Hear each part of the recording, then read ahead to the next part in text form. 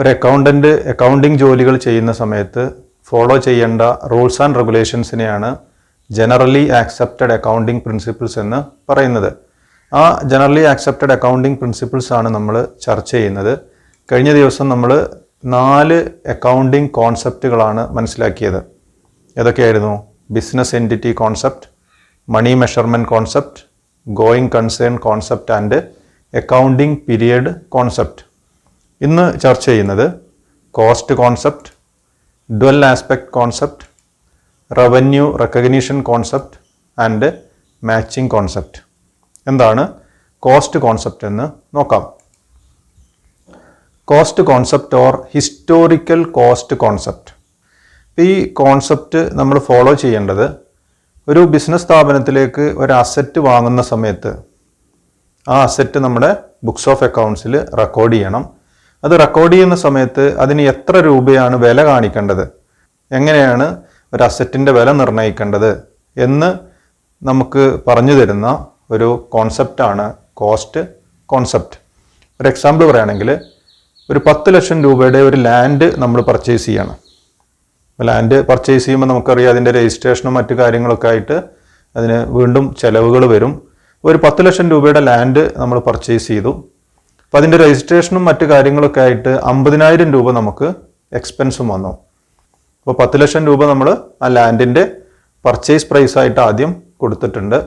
Then ആ land നമ്മുടെ പേരിലേക്ക് രജിസ്റ്റർ ചെയ്യുന്നതിന് വേണ്ടി 50,000 രൂപ അഡീഷണൽ എക്സ്പെൻസും വന്നിട്ടുണ്ട്. അങ്ങനെയാണെങ്കിൽ ഈ ലാൻഡിൻ്റെ വില എത്രയാണ് നമ്മുടെ അക്കൗണ്ടിൽ കാണിക്കേണ്ടത്? അപ്പോൾ കോസ്റ്റ് കോൺസെപ്റ്റ് പ്രകാരം ഈ ലാൻഡിൻ്റെ വിലയായിട്ട് കാണിക്കേണ്ടത് നമ്മൾ നേരത്തെ കൊടുത്തിട്ടുള്ള 10 ലക്ഷം രൂപയും അതിനോട് കൂടെ അഡീഷണൽ ആയിട്ട് നമുക്ക് വന്നിട്ടുള്ള എക്സ്പെൻസ് ഉണ്ട്. എത്രയാണ്? 50,000. അപ്പോൾ 10,50,000 രൂപയാണ് ഈ ലാൻഡിൻ്റെ വിലയായിട്ട് ബുക്സ് ഓഫ് അക്കൗണ്ട്സിൽ നമ്മൾ റെക്കോർഡ് ചെയ്യേണ്ടത്. വേറൊരു എക്സാമ്പിൾ നോക്കുകയാണെങ്കിൽ, 5 ലക്ഷം രൂപയുടെ ഒരു ബിൽഡിംഗ് നമ്മൾ പർച്ചേസ് ചെയ്തു. ദെൻ ആ ബിൽഡിംഗ് ചില മെയിൻ്റനൻസ് വർക്കുകൾ ആവശ്യമായിട്ട് വന്നു. അങ്ങനെ 1 ലക്ഷം രൂപ നമ്മൾ ആ ബിൽഡിങ്ങിൻ്റെ മെയിൻ്റനൻസിന് വേണ്ടിയിട്ട് നമ്മൾ ചിലവാക്കി. അപ്പോൾ 5 ലക്ഷം രൂപക്കാണ് ബിൽഡിംഗ് ആദ്യം വാങ്ങിയത്. 1 ലക്ഷം രൂപ നമ്മൾ മെയിൻ്റനൻസിന് വേണ്ടി ചിലവാക്കി. എന്നിട്ടാണ് നമ്മളത് ഉപയോഗിക്കാൻ തുടങ്ങിയത്. അങ്ങനെയാണെങ്കിൽ ആ ബിൽഡിങ്ങിൻ്റെ വില എത്രയാണ് നമ്മുടെ ബുക്സ് ഓഫ് അക്കൗണ്ട്സിൽ കാണിക്കേണ്ടത്? അപ്പോൾ ഈ കോസ്റ്റ് കോൺസെപ്റ്റ് പ്രകാരം അതിൻ്റെ വിലയായിട്ട് കാണിക്കേണ്ടത് 6 ലക്ഷം രൂപയാണ്. അപ്പോൾ അത് പർച്ചേസ് പ്രൈസ് പ്ലസ് അതിൻ്റെ മെയിൻ്റനൻസ് കോസ്റ്റ് കൂടി ആ ബിൽഡിങ്ങിൻ്റെ വിലയായിട്ട് നമുക്ക് കാണിക്കാൻ പറ്റും. അപ്പോൾ അങ്ങനെ ഒരു അസറ്റിൻ്റെ വില നിർണ്ണയിക്കുന്ന സമയത്ത് ഫോളോ ചെയ്യേണ്ട ഒരു കോൺസെപ്റ്റാണ് cost concept. The cost concept requires that all assets are recorded in the books of accounts at their purchase price, which includes cost of acquisition, transportation and installation.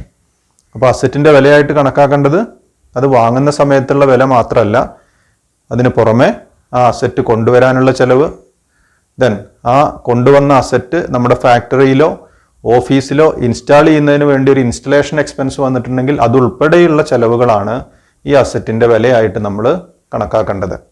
ഒരു എക്സാമ്പിൾ നോക്കാം. A machinery was purchased for ₹2 lakh. An amount of ₹5,000 was spent on transporting the machinery to the factory site.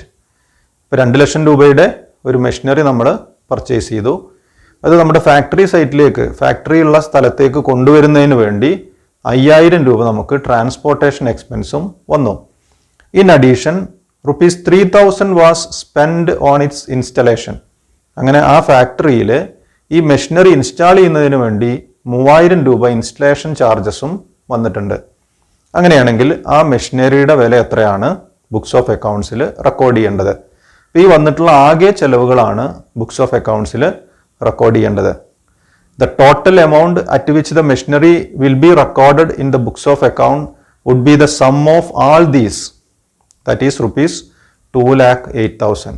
അപ്പോൾ 2 ലക്ഷം രൂപ മെഷീനറിയുടെ വില, 5,000 രൂപ transportation charge, 3,000 രൂപ installation charge, ഇതെല്ലാം ഉൾപ്പെടെയാണ് ആ മെഷീനറിയുടെ വില നമ്മൾ ബുക്സ് ഓഫ് അക്കൗണ്ട്സിൽ റെക്കോർഡ് ചെയ്യേണ്ടത്. ഇതാണ് കോസ്റ്റ് കോൺസെപ്റ്റ് പറയുന്നത്.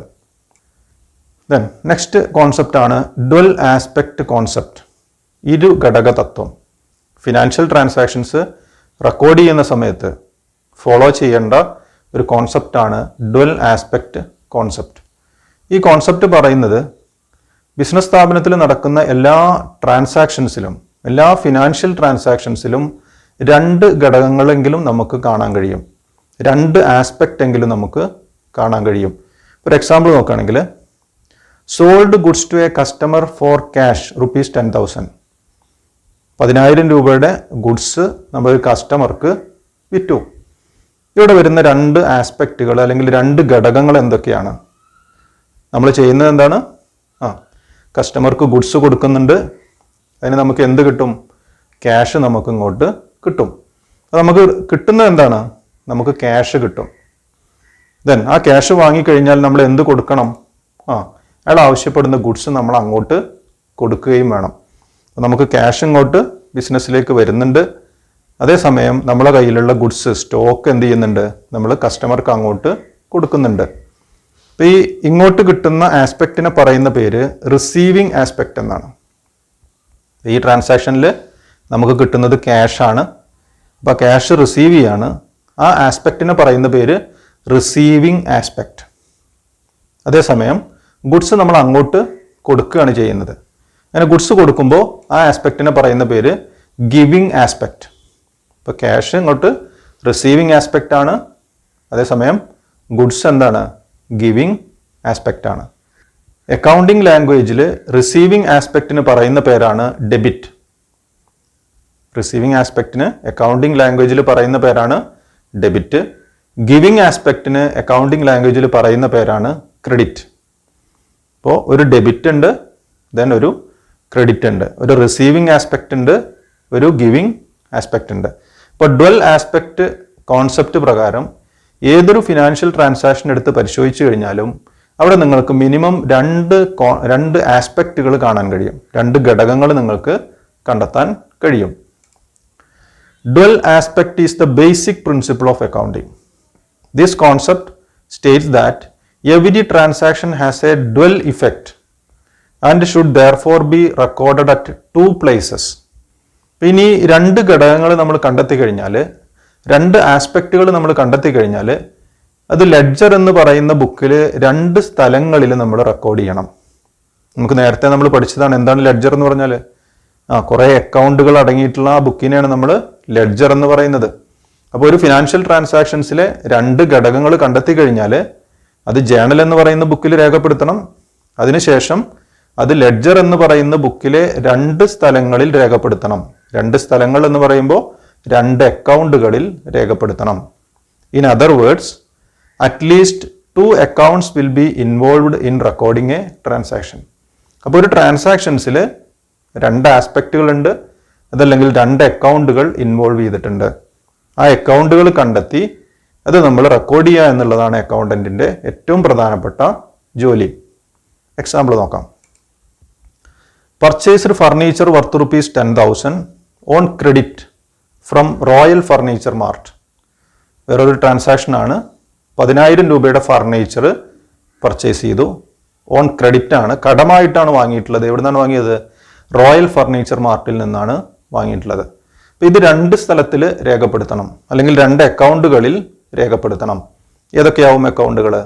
ഒന്ന് ഫർണിച്ചർ അക്കൗണ്ടാണ്, കാരണം നമുക്ക് 10,000 രൂപയുടെ ഫർണിച്ചർ കിട്ടിയിട്ടുണ്ട്. അപ്പോൾ ലെഡ്ജർ എന്ന് പറയുന്ന ബുക്കിലെ ഫർണിച്ചർ എന്ന് പറയുന്ന പേജിൽ, അതല്ലെങ്കിൽ ഫർണിച്ചർ എന്ന് പറയുന്ന അക്കൗണ്ടിൽ ഈ 10,000 രൂപ നമ്മൾ രേഖപ്പെടുത്തണം. പിന്നീട് 10,000 രൂപ നമ്മൾ ആർക്ക് കൊടുക്കാനുണ്ട്? റോയൽ ഫർണിച്ചർ മാർട്ടിന് 10,000 രൂപ നമ്മൾ കൊടുക്കാനുണ്ട്. അപ്പോൾ റോയൽ ഫർണിച്ചർ മാർട്ടിനും നമ്മളൊരു അക്കൗണ്ട് ഓപ്പൺ ചെയ്യണം. എന്തിനു വേണ്ടിയിട്ടാ? റോയൽ ഫർണിച്ചറിന് എത്ര രൂപ കൊടുക്കാനുണ്ട് എന്ന് നമ്മൾ റോയൽ ഫർണിച്ചറിന്റെ ആ പേജിൽ, അതല്ലെങ്കിൽ ആ അക്കൗണ്ടിൽ നമ്മൾ അവിടെയും രേഖപ്പെടുത്തണം. അപ്പോൾ രണ്ട് സ്ഥലത്ത് നമ്മൾ രേഖപ്പെടുത്തി. എവിടെയൊക്കെ രേഖപ്പെടുത്തി? ഫർണിച്ചറിന്റെ അക്കൗണ്ടിലും രേഖപ്പെടുത്തി, ദെൻ റോയൽ ഫർണിച്ചർ മാർട്ടിന്റെ അക്കൗണ്ടിലും രേഖപ്പെടുത്തി. ദെൻ വേറൊരു എക്സാമ്പിൾ നോക്കാം. Mohan invested ₹1 lakh to his business. Mohan അയാളുടെ ബിസിനസ്സിലേക്ക് 1,00,000 രൂപ ഇൻവെസ്റ്റ് ചെയ്തു എന്ന് പറഞ്ഞാൽ ക്യാപിറ്റലായിട്ട് കൊണ്ടുവന്നു. ഇതും രണ്ട് ആസ്പെക്റ്റുകളുണ്ട്, അല്ലെങ്കിൽ രണ്ട് അക്കൗണ്ടുകളുണ്ട്. രണ്ട് സ്ഥലത്ത് രേഖപ്പെടുത്തണം. ഒന്ന്, 1,00,000 രൂപ കൊണ്ടുവന്നു കഴിഞ്ഞാൽ, കഴിഞ്ഞ ദിവസം നമ്മൾ ബിസിനസ് എൻറ്റിറ്റി കോൺസെപ്റ്റ് പഠിച്ചതാണ്. Capital is considered as A liability. അപ്പോൾ ക്യാപിറ്റൽ എന്ന് പറയുന്ന ഒരു അക്കൗണ്ട് നമ്മൾ ലെഡ്ജർ ബുക്കിൽ ഓപ്പൺ ചെയ്യണം. അവിടെ നമ്മൾ ക്യാപിറ്റൽ എന്ന് പറയുന്ന പേജിൽ 1,00,000 രൂപ എഴുതി വെക്കണം. എന്താ മനസ്സിലാക്കേണ്ടത്? 1,00,000 രൂപ ആർക്ക് കൊടുക്കാനുണ്ട്? മോഹന് കൊടുക്കാനുണ്ട്. ദെൻ രണ്ടാമത്തെ പേജ് എന്ന് പറയുന്നത് ഈ 1,00,000 രൂപ ക്യാഷ് ആയിട്ടാണ് കൊണ്ടുവന്നത്. അങ്ങനെയാണെങ്കിൽ ലെഡ്ജർ എന്ന് പറയുന്ന ബുക്കിൽ ക്യാഷ് എന്ന് പറയുന്ന ഒരു അക്കൗണ്ട് നമ്മൾ ഓപ്പൺ ചെയ്യണം. ആ ക്യാഷ് എന്ന് പറയുന്ന അക്കൗണ്ടിൽ ഈ 1,00,000 രൂപ എഴുതി വെക്കണം. അപ്പോൾ ക്യാപിറ്റൽ എന്ന് പറയുന്ന അക്കൗണ്ടിൽ എഴുതണം, ക്യാഷ് എന്ന് പറയുന്ന അക്കൗണ്ടിലും എഴുതണം. അവിടെയും നമ്മൾ 2 അക്കൗണ്ടുകളിലാണ് ഈ ഫിനാൻഷ്യൽ ട്രാൻസാക്ഷൻ രേഖപ്പെടുത്തിയത്. അങ്ങനെ ഓരോ ട്രാൻസാക്ഷൻസിലും മിനിമം 2 ആസ്പെക്റ്റുകൾ, 2 അക്കൗണ്ടുകൾ നിങ്ങൾക്ക് കണ്ടെത്താൻ കഴിയും. അതുകൊണ്ട് തന്നെ ഈ സിസ്റ്റത്തെ പറയുന്ന പേര് double entry system of accounting എന്നാണ്. അപ്പോൾ നമ്മൾ പഠിക്കുന്ന അക്കൗണ്ടിങ് സിസ്റ്റത്തെ പറയുന്ന പേരെന്താണ്? Double entry system of accounting. അപ്പോൾ double entry system of accounting ഈ കോൺസെപ്റ്റ് പ്രകാരമാണ് ഉണ്ടായിട്ടുള്ളത്. The duality principle is commonly expressed in terms of fundamental accounting equation which is as follows. ഈ ഡ്വൽ ആസ്പെക്റ്റ് കോൺസെപ്റ്റ് പ്രകാരം അതല്ലെങ്കിൽ ഈ ഡ്വാലിറ്റി പ്രിൻസിപ്പിൾ പ്രകാരം, ഈ തത്വപ്രകാരം ഒരു അക്കൗണ്ടിങ് ഇക്വേഷൻ ഡിറൈവ് ചെയ്തിട്ടുണ്ട്. അക്കൗണ്ടിങ് ഇക്വേഷൻ ഇങ്ങനെയാണ്: asset is equal to liabilities plus capital. Asset is equal to liabilities plus capital. Asset എന്ന് പറഞ്ഞാൽ the properties and the amount owed to a business. ഒരു ബിസിനസ്സിൻ്റെ കൈവശമുള്ള പ്രോപ്പർട്ടീസും ബിസിനസ്സിന് മറ്റുള്ളവരിൽ നിന്ന് കിട്ടാനുള്ള എമൗണ്ടിനെയാണ് എന്ത് പറയുന്നത്? അസറ്റ് എന്ന് പറയുന്നത്. ലയബിലിറ്റീസ് എന്ന് പറഞ്ഞാൽ ബാധ്യതകളാണ്. ക്യാപിറ്റൽ എന്ന് പറയുമ്പോഴും അതൊരു ബാധ്യതയാണ്. ആർക്ക് കൊടുക്കാനുള്ളതാണ്? ഓണർക്ക് കൊടുക്കാനുള്ളതാണ്. ഇപ്പോൾ ഈ ഇക്വേഷൻ പറയുന്നത് ഇങ്ങനെയാണ്: ഒരു ബിസിനസ് സ്ഥാപനത്തിൻ്റെ ഒരു പർട്ടിക്കുലർ ഡേറ്റിലുള്ള ബാധ്യതകളും അതുപോലെ തന്നെ ക്യാപിറ്റലും കൂട്ടിക്കഴിഞ്ഞാൽ അത് ആ ബിസിനസ്സിലെ ടോട്ടൽ അസറ്റിന് തുല്യമാകും. ബാധ്യതകളും ക്യാപിറ്റലും കൂട്ടിക്കഴിഞ്ഞാൽ അത് ഏതിന് തുല്യമാകും? അസറ്റിന് തുല്യമാകും. ഇതിനെയാണ് നമ്മൾ അക്കൗണ്ടിങ് ഇക്വേഷൻ എന്ന് പറയുന്നത്. ഈ അക്കൗണ്ടിങ് ഇക്വേഷൻ നമ്മൾ അടുത്ത ചാപ്റ്ററിൽ ഡീറ്റെയിൽഡ് ആയിട്ട് ഡിസ്കസ് ചെയ്യും. The equation States that the assets of a business are always equal to the claims of owners, that is owners equity, and the outsiders, that is creditors equity. The twofold effect of each transaction affect in such a manner that the equality of both sides of equation is maintained. ബിസിനസ്സിൽ 2 claim ആണുള്ളത്. ഒന്ന് outsiders ക്ലെയിമും 2 owners ക്ലെയിമും. അപ്പോൾ പുറത്തുള്ള മറ്റുള്ളവർക്ക് കൊടുക്കാനുള്ള ആ ക്ലെയിമിനെ അല്ലെങ്കിൽ മറ്റുള്ളവർക്ക് ബിസിനസ്സിലുള്ള ക്ലെയിമിനെയാണ് നമ്മൾ ലയബിലിറ്റീസ് എന്ന് പറയുന്നത്. അതല്ലെങ്കിൽ outsiders equity or creditors equity എന്ന് പറയും. ദെൻ ഓണർക്ക് ബിസിനസ്സിലുള്ള ക്ലെയിമിനെ പറയുന്ന പേരാണ് ഓണേഴ്സ് ഇക്വിറ്റി ഓർ ക്യാപിറ്റൽ. അപ്പോൾ അത് രണ്ടും ഏതിന് തുല്യമായിരിക്കും? ടോട്ടൽ അസറ്റുകൾക്ക് തുല്യമായിരിക്കും. ഈ അക്കൗണ്ടിങ് ഇക്വേഷൻ ബിസിനസ്സിൻ്റെ ഏത് സമയത്തും ഏത് ഡേറ്റിലും നിങ്ങൾക്കെടുത്ത് പരിശോധിക്കാവുന്നതാണ്. ആ പർട്ടിക്കുലർ ഡേറ്റിലുള്ള ലയബിലിറ്റീസും ക്യാപിറ്റലും നിങ്ങൾ കൂട്ടിയെടുത്തു കഴിഞ്ഞാൽ അത് ആ ഡേറ്റിലുള്ള അസറ്റുകൾക്ക് തുല്യമായിരിക്കും. For example, Sunil commences a business with ₹10 lakh in cash and takes a loan of ₹5 lakh from the bank and these 15 lakhs used to buy some assets. Sunil എന്ന് പറയുന്ന ഒരാൾ ഒരു ബിസിനസ് തുടങ്ങാണ്. 10 ലക്ഷം രൂപ അയാൾ കോൺട്രിബ്യൂട്ട് ചെയ്തിട്ടുണ്ട്, ക്യാപിറ്റലായിട്ട് കോൺട്രിബ്യൂട്ട് ചെയ്തിട്ടുണ്ട്. ദെൻ അതിന് പുറമെ 5 ലക്ഷം രൂപ ബാങ്കിൽ നിന്ന് ലോൺ എടുത്തിട്ടുണ്ട്. അങ്ങനെ 15 ലക്ഷം രൂപയാണ് ബിസിനസ്സിലേക്ക് ആകെ വന്നിട്ടുള്ളത്. ഈ 15 ലക്ഷം യൂസ് ചെയ്തുകൊണ്ട് ഈ ബിസിനസ്സിന് ആവശ്യമായിട്ടുള്ള അസറ്റുകളൊക്കെ അവർ വാങ്ങിയിട്ടുണ്ട്. അങ്ങനെയാണെങ്കിൽ ആകെ അസറ്റ് എത്ര രൂപയുടെ ഉണ്ടാവും? 15 ലക്ഷം രൂപക്കാണ് അസറ്റുകൾ വാങ്ങിയിട്ടുള്ളത്. അപ്പോൾ അതിൽ പലതരത്തിലുള്ള ഫിക്സഡ് അസറ്റുകൾ വരും, കറണ്ട് അസറ്റുകൾ വരും, ക്യാഷ് വരും, ബാങ്ക് ഡെപ്പോസിറ്റ് വരും. എല്ലാ അസറ്റുകളും കൂടി എത്ര വരും? 15 ലക്ഷം വരും അല്ലേ? 15 ലക്ഷം രൂപക്ക് അസറ്റുകൾ വാങ്ങിയാൽ 15 ലക്ഷം രൂപയുടെ അസറ്റ് ഉണ്ടാവും. ഈക്വൽ ടു എത്ര രൂപയാണ് ലയബിലിറ്റി ഉള്ളത്? എത്ര രൂപയാണ് ഔട്ട്സൈഡേഴ്സിന് കൊടുക്കാനുള്ളത്? എത്രയാണ്? 5 ലക്ഷം രൂപയാണ് ലയബിലിറ്റി. പ്ലസ് ഓണർ കോൺട്രിബ്യൂട്ട് ചെയ്തിട്ടുള്ള എമൗണ്ട് എത്രയാണ്? ക്യാപിറ്റൽ എത്രയാണ്? 10 ലക്ഷം. ഇപ്പോൾ അക്കൗണ്ടിങ് ഇക്വേഷൻ ട്രൂ ആണ്. 15 lakh is equal to 5 lakh plus 10 lakh. Then അടുത്ത കോൺസെപ്റ്റ് ആണ് revenue recognition or realisation concept. വരുമാന നിർണയ തത്വം. ഒരു ബിസിനസ് സ്ഥാപനത്തിലേക്കുള്ള ഏറ്റവും പ്രധാനപ്പെട്ട റവന്യൂ ഏതാണ്? സെയിൽസ് ആണ്. എന്ന് പറഞ്ഞാൽ സാധനങ്ങളോ സേവനങ്ങളോ കസ്റ്റമേഴ്സിന് കൊടുക്കുന്നതിലൂടെ കിട്ടുന്ന വരുമാനത്തെയാണ് നമ്മൾ സെയിൽസ് എന്ന് പറയുന്നത്. സെയിൽസ് എന്ന് പറയുന്ന ആ ഇൻകമാണ് ഏറ്റവും പ്രധാനപ്പെട്ട revenue.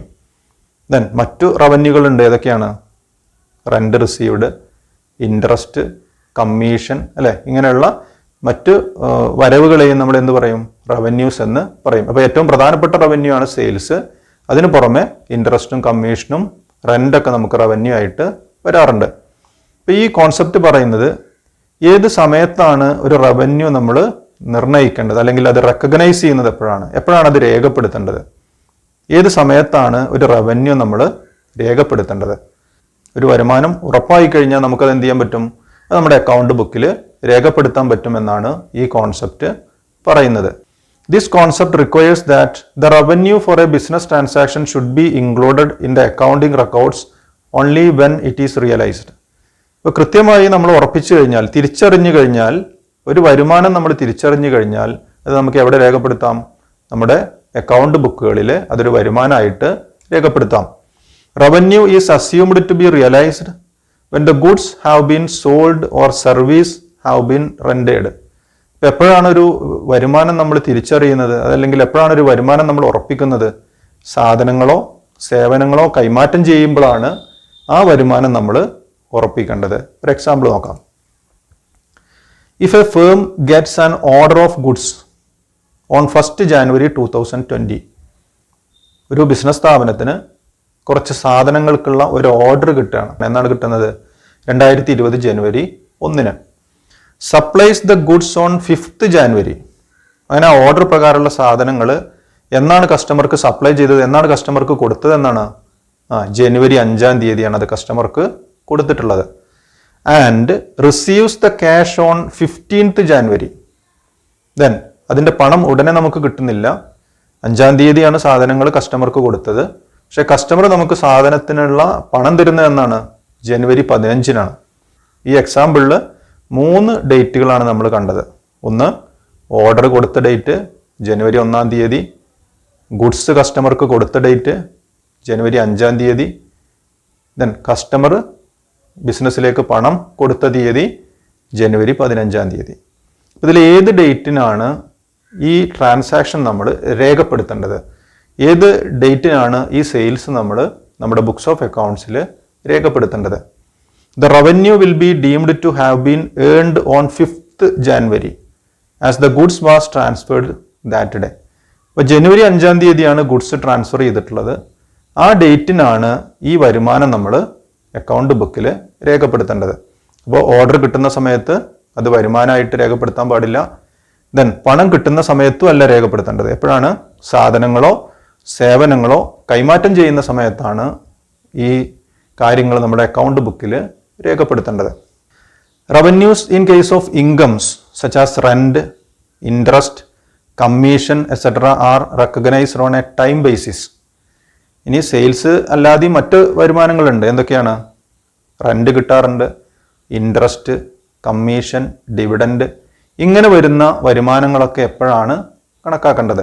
It is recognised on a time basis. അപ്പോൾ ഇത്തരം വരുമാനങ്ങൾ കിട്ടുന്നതല്ല നമ്മൾ കണക്കിലെടുക്കേണ്ടത്, ആ സമയത്തിനാണ് കൂടുതൽ പ്രാധാന്യം കൊടുക്കേണ്ടത്. ഒരു എക്സാമ്പിൾ പറയുകയാണെങ്കിൽ, for example, rent for the month of March 2020 even if received in April 2020 will be treated as revenue of the month of March 2020. അപ്പോൾ നമ്മൾ റൂം റെന്റിന് കൊടുത്തിട്ടുണ്ട്. അപ്പോൾ മാർച്ച് മാസത്തിലെ റെന്റാണ്. അത് മാർച്ച് മാസത്തിൽ കിട്ടുന്നില്ല. ഏത് മാസമാണ് കിട്ടിയത്? ഏപ്രിൽ മാസത്തിലാണ് കിട്ടിയത്.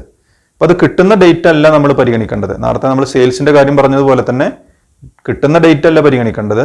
ഏത് മാസത്തെ റെന്റാണോ നമുക്ക് കിട്ടാനുള്ളത് അത് ആ മാസത്തെ വരുമാനമായിട്ടാണ് നമ്മൾ പരിഗണിക്കേണ്ടത്. മറ്റൊരു എക്സാമ്പിൾ നോക്കാം.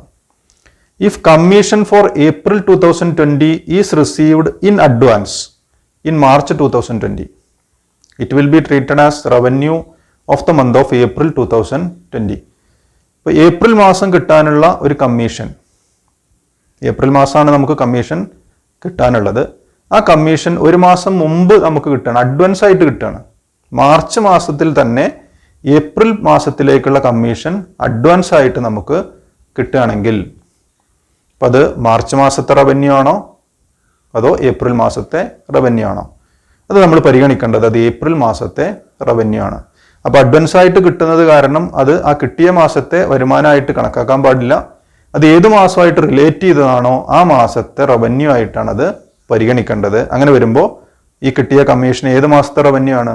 ഏപ്രിൽ മാസത്തെ റവന്യൂ ആയിട്ടാണ് പരിഗണിക്കേണ്ടത്. ദെൻ അടുത്ത കോൺസെപ്റ്റാണ് മാച്ചിങ് കോൺസെപ്റ്റ്, പൊരുത്തപ്പെടുത്തൽ തത്വം. ഒരു അക്കൗണ്ടന്റ് ചെയ്യേണ്ട ഏറ്റവും പ്രധാനപ്പെട്ട ഒരു ജോലിയാണ് ഒരു ഫിനാൻഷ്യൽ പീരീഡ് കംപ്ലീറ്റ് ചെയ്യുന്ന സമയത്ത് ആ ബിസിനസ്സിന് ലാഭമാണോ നഷ്ടമാണോ എന്ന് കണ്ടെത്തലാണ് അക്കൗണ്ടിൻ്റെ ഏറ്റവും പ്രധാനപ്പെട്ട ഒരു ജോലി. ഒരു ബിസിനസ്സിലെ ലാഭവും നഷ്ടവും കണക്കാക്കുന്ന സമയത്ത് ഫോളോ ചെയ്യേണ്ട ഒരു കോൺസെപ്റ്റാണ് മാച്ചിങ് കോൺസെപ്റ്റ്. ഒരു അക്കൗണ്ടിങ് പീരീഡിലെ റവന്യൂ എടുത്തു കഴിഞ്ഞാൽ അതേ അക്കൗണ്ടിങ് പീരീഡുമായി റിലേറ്റ് ചെയ്ത് വരുന്ന എക്സ്പെൻസുകളാണ് ഈ റവന്യൂ ആയിട്ട് മാച്ച് ചെയ്യേണ്ടത് അല്ലെങ്കിൽ കമ്പയർ ചെയ്യേണ്ടത്. അങ്ങനെ ആ റവന്യൂവിൽ നിന്ന് ആ പർട്ടിക്കുലർ പീരീഡിലെ എക്സ്പെൻസുകൾ മൈനസ് ചെയ്യുമ്പോഴാണ് നമുക്ക് എന്ത് കിട്ടുന്നത്? പ്രോഫിറ്റ് കിട്ടുന്നത്. അപ്പോൾ ഒരേ പീരീഡിലെ റവന്യൂവും അതേ പീരീഡിലെ എക്സ്പെൻസുകളും തമ്മിൽ മാച്ച് ചെയ്തിട്ടാണ് നമ്മൾ എന്ത് കണ്ടെത്തേണ്ടത്? പ്രോഫിറ്റ് ആണോ ലോസ് ആണോ എന്ന് കണ്ടെത്തേണ്ടത് എന്നാണ് ഈ കോൺസെപ്റ്റ് നമ്മളോട് പറയുന്നത്. ഒരു എക്സാമ്പിൾ പറയുകയാണെങ്കിൽ ഇപ്പോൾ ഡിസംബർ മാസത്തെ പ്രോഫിറ്റ് കണ്ടെത്തുന്നതിന് വേണ്ടി നമ്മൾ എന്ത് തമ്മിൽ കമ്പയർ ചെയ്യണം? ഡിസംബർ മാസത്തെ റവന്യൂ മൈനസ് ഡിസംബർ മാസത്തെ എക്സ്പെൻസ്. ഇപ്പോൾ ഡിസംബർ മാസത്തെ വരുമാനങ്ങളും ആ വരുമാനം നേടുന്നതിന് വേണ്ടി ഡിസംബർ മാസത്തിൽ നമുക്ക് വന്നിട്ടുള്ള ചെലവുകളും കമ്പയർ ചെയ്യുമ്പോഴാണ് ഡിസംബർ മാസത്തെ പ്രോഫിറ്റ് നമുക്ക് അറിയാൻ കഴിയുന്നത്. ദെൻ 2020 പ്രോഫിറ്റ് കണ്ടെത്തണമെങ്കിലോ? അങ്ങനെയാണെങ്കിൽ 2020 ജനുവരി 1 മുതൽ 2020 ഡിസംബർ 31 വരെയുള്ള 12 മാസക്കാലത്തെ റവന്യൂ നമ്മൾ പരിഗണിക്കണം. 2020 റവന്യൂ മുഴുവൻ നമ്മൾ എടുക്കണം. അതിൽ നിന്ന് 2020 എക്സ്പെൻസുകൾ മൈനസ് ചെയ്യണം. ഒരേ പീരീഡിലെ റവന്യൂ എക്സ്പെൻസുകളും കമ്പയർ ചെയ്യണം എന്നാണ് ഈ കോൺസെപ്റ്റ് നമ്മളെ പഠിപ്പിക്കുന്നത്. It States that expenses incurred in an accounting period should be matched with revenues during that period. ആണ് നേരത്തെ പറഞ്ഞത്, ഒരേ പീരീഡിലെ റവന്യൂ അതേ പീരീഡിലെ എക്സ്പെൻസും തമ്മിൽ മാച്ച് ചെയ്യണം. Revenue is recognised when A sale is complete or service is rendered rather when cash is received. ഒരു revenue നമ്മൾ recognise ചെയ്യുന്നത് എപ്പോഴാണെന്നുള്ളത് റവന്യൂ റെക്കഗ്നീഷൻ കോൺസെപ്റ്റിൽ നമ്മൾ പറഞ്ഞു. അത് പണം കിട്ടുന്ന സമയത്തല്ല, സാധനങ്ങളും സേവനങ്ങളും കൈമാറ്റം ചെയ്യുമ്പോഴാണ് ആ റവന്യൂ നമ്മൾ റെക്കഗ്നൈസ് ചെയ്യുന്നത്, രേഖപ്പെടുത്തുന്നത്. Similarly an expense is recognised not when cash is paid but when an asset or service has been used to generate revenue. Revenue recognise ചെയ്യുന്ന പോലെ തന്നെയാണ് എക്സ്പെൻസും റെക്കഗ്നൈസ് ചെയ്യേണ്ടത്. അപ്പോൾ അത് പേയ്മെന്റ് നടത്തുന്ന സമയത്തല്ല എക്സ്പെൻസ് നമ്മൾ റെക്കോർഡ് ചെയ്യേണ്ടത്. ഏത് പീരീഡുമായി ബന്ധപ്പെട്ട് വരുന്ന എക്സ്പെൻസ് ആണെന്ന് നമ്മൾ കണ്ടെത്തി ആ പീരീഡിലാണ് ആ എക്സ്പെൻസിനെ നമ്മൾ പരിഗണിക്കേണ്ടത്. ഇപ്പോൾ ജനുവരി മാസത്തെ പ്രോഫിറ്റ് കാൽക്കുലേറ്റ് ചെയ്യുന്നതിന് വേണ്ടി ജനുവരി മാസത്തെ സാലറിയെ പരിഗണിക്കണം, ജനുവരി മാസത്തെ റെന്റ്, ജനുവരി മാസത്തെ ഇലക്ട്രിസിറ്റി എക്സ്പെൻസ്. ഈ എക്സ്പെൻസുകളൊന്നും കൊടുത്തില്ലെങ്കിലും ശരി അത് ആ മാസത്തെ എക്സ്പെൻസുകളായിട്ട് നമ്മൾ പരിഗണിക്കണം എന്നാണ് മാച്ചിങ് കോൺസെപ്റ്റ് പറയുന്നത്. അപ്പോൾ ഇന്നത്തെ ക്ലാസ്സിൽ 4 കോൺസെപ്റ്റുകളാണ് നമ്മൾ പരിചയപ്പെട്ടത്. ഒന്ന് കോസ്റ്റ് കോൺസെപ്റ്റ്. കോസ്റ്റ് കോൺസെപ്റ്റ് നമ്മൾ എപ്പോഴാണ് ഫോളോ ചെയ്യുന്നത്? ഒരു അസറ്റിൻ്റെ വില നിർണ്ണയിക്കുന്ന സമയത്താണ് കോസ്റ്റ് കോൺസെപ്റ്റ് നമ്മൾ പരിഗണിക്കേണ്ടത്. Then dual aspect concept. ഏതൊരു ട്രാൻസാക്ഷൻ എടുത്ത് പരിശോധിച്ച് കഴിഞ്ഞാലും അവിടെ നമുക്ക് 2 ആസ്പെക്റ്റുകൾ, ഡെബിറ്റ് ആസ്പെക്റ്റും ക്രെഡിറ്റ് ആസ്പെക്റ്റും കണ്ടെത്താൻ കഴിയും. അത് രണ്ടും നമ്മൾ എന്ത് ചെയ്യണം? റെക്കോർഡ് ചെയ്യണം. Then revenue recognition concept. ഒരു ബിസിനസ് സ്ഥാപനത്തിലേക്കുള്ള വരുമാനം നമ്മൾ എപ്പോഴാണ് രേഖപ്പെടുത്തേണ്ടത്? Then matching concept. ലാഭവും നഷ്ടവും കണ്ടെത്തുന്ന സമയത്ത് ഒരു പർട്ടിക്കുലർ പീരീഡിലെ റവന്യൂ സെയിം പീരീഡിലെ എക്സ്പെൻസുമായിട്ട് മാച്ച് ചെയ്യണം എന്നാണ് മാച്ചിങ് കോൺസെപ്റ്റ് പറയുന്നത്. അപ്പോൾ ഇനിയും നമുക്ക് 5 കോൺസെപ്റ്റുകൾ കൂടി പരിചയപ്പെടാനുണ്ട്. അത് അടുത്ത ക്ലാസ്സിൽ ഡിസ്കസ് ചെയ്യാം. ഓക്കെ.